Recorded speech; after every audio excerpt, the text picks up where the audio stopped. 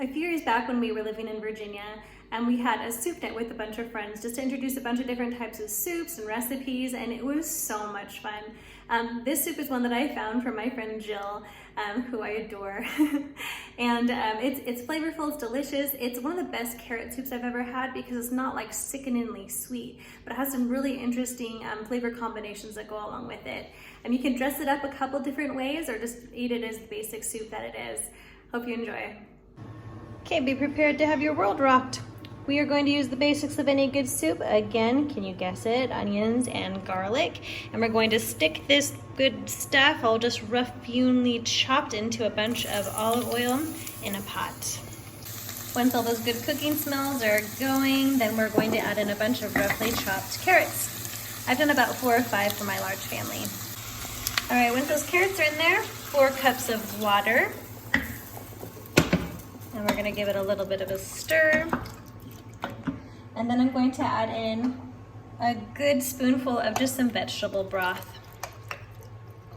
Get in there.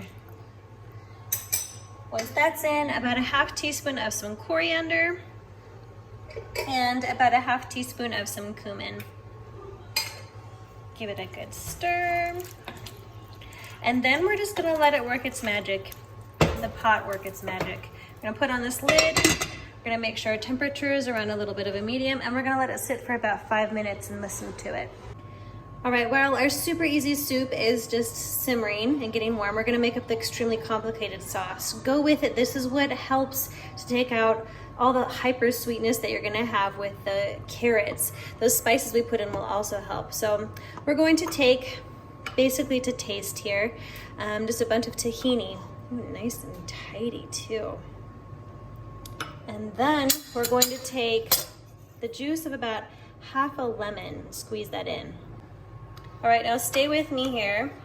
We are going to stir it up and combine the tahini and lemon together. See what we're doing here?